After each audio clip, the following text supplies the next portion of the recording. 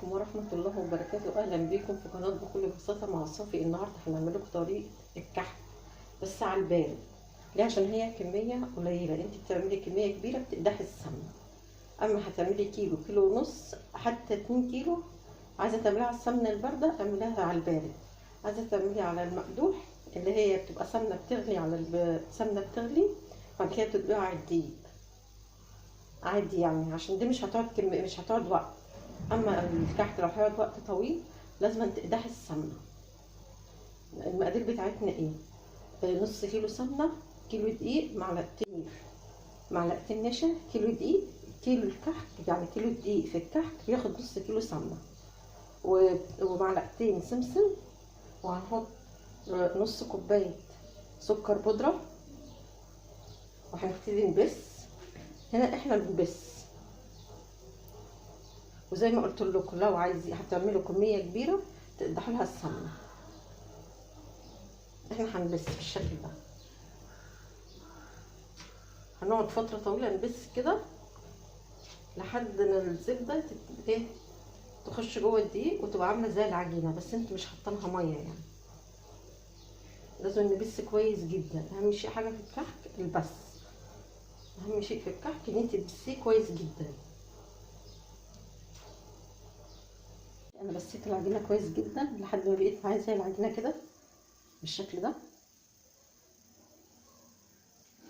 عندي دلوقتي كوبايه نص لبن ونص ميه، دي نص لبن ونص ميه، ومعايا معلقه خميره صغيره.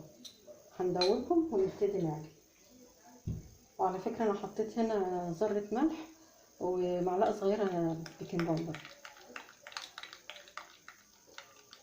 الميه بتاعتنا هنحطها بالتدريج، احنا برضك مش هنعجن، هنبس.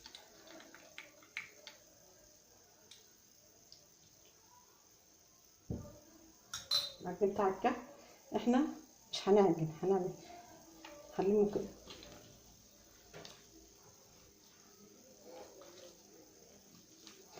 احنا مش عايزه اشوف العجينه بتاعتنا مظبوطه ولا مش مظبوطه. هاخد حته كده منها واعمل كده، لو ما شقتش كده مظبوطه، لو شقت يبقى عايزه ايه؟